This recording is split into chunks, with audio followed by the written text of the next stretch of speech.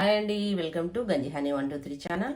మనమైతే ఇన్స్టెంట్గా చేసుకునే దోశలు అయితే రెడీ చేసుకుందాం. పప్పు ఇట్లా ఏం అవసరం లేకుండా దోశలు అయితే రెడీ చేసుకుందాం. దీనికి కావాల్సిన పదార్థాలు అయితే గోధుమ రవ్వ, అటుకులు. గోధుమ రవ్వ ఒక కప్పు తీసుకుందాం, అంతే. అటుకులు కూడా ఒక కప్పు తీసుకుందాం. వీటిని నీట్గా వాష్ చేసుకుందాం. ఇలా వాటర్ పోసుకొని రవ్వలో అటుకుల్లో నీట్గా పంపేసుకోవాలి. ఇవి నీట్గా వాష్ చేసుకున్న తర్వాత గోధుమ రవ్వ, అటుకులు నీట్గా వాష్ చేసుకున్న తర్వాత దీంట్లో మనకు 1/3 పెరుగు వేసి మంచిగా చక్కగా కలిపి పక్కకు పెట్టుకుందాం. నీట్గా అయితే ఇట్లా కలిపి పెట్టుకోవాలి.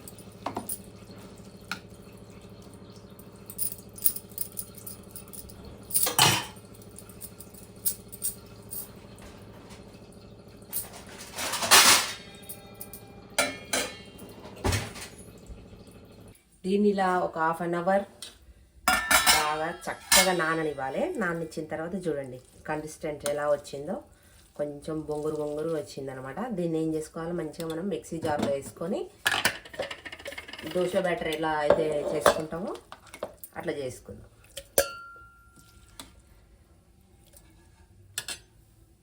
దీన్ని అయితే మిక్సీలో వేసుకొని చక్కగా దోశ బ్యాటర్ కన్సిస్టెన్సీలో అయితే పట్టుకున్నామండి.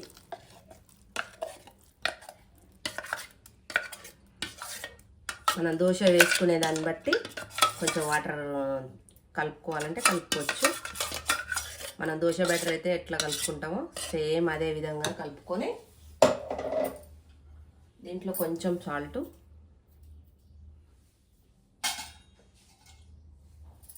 కొంచెం వంట సోడా, ఎందుకంటే ఇది కావాలనుకున్న వాళ్ళు వేసుకోవచ్చు, లేకపోతే స్కిప్ చేయొచ్చండి.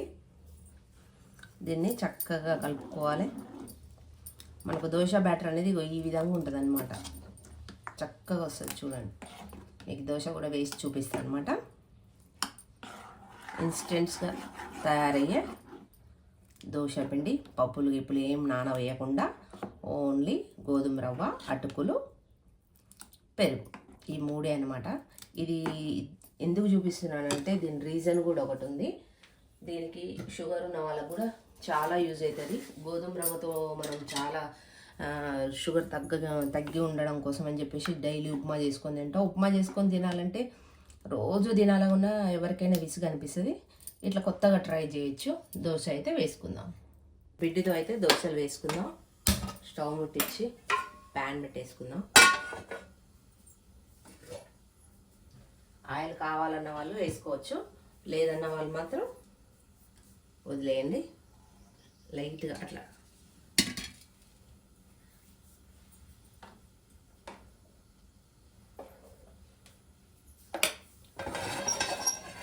ప్యాన్ వేడెక్కిందండి.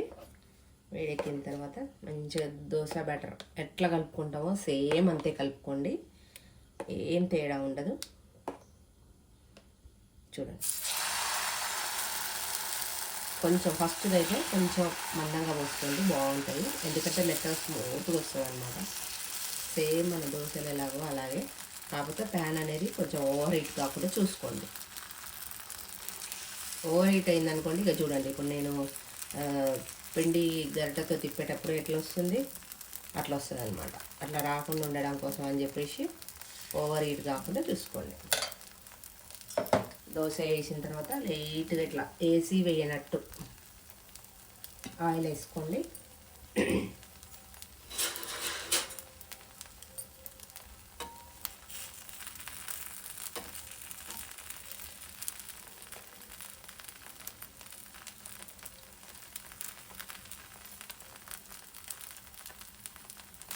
దోశ చూడండి వేసినాం కదా, చిన్నగా 4 సైడ్లు ఇట్లా అనుకొని తిప్పేసేయండి. మంచి ఇట్లా బ్రౌన్ కలర్ వచ్చేలాగా మంచి చక్కగా కాల్చుకోండి. స్మూత్గా సేమ్ బ్రెడ్ ఎట్లుంటుందండి, చూడండి అట్లుంది. బ్రెడ్ లాగానే ఉంది సేమ్ ఇది.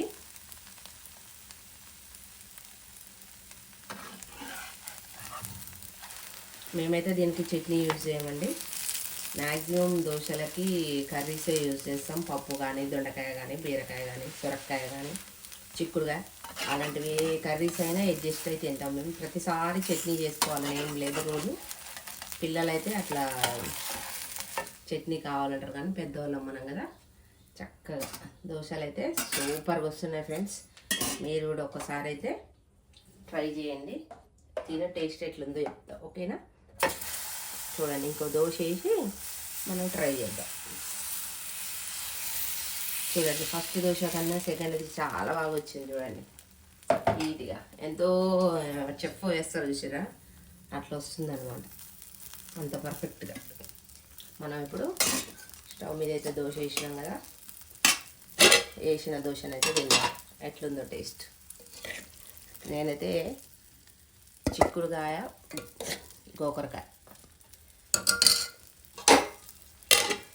కర్రీ అయితే వండిన ఫ్రెండ్స్. చూడండి, చిక్కుడుకాయ గోకరకాయ కర్రీ టేస్ట్ చేద్దాం. బాగా కాలుతుంది ఫ్రెండ్స్. ఇంత కాలే తినే సాహసం చేయాలంటే రిస్కీ టాస్కే.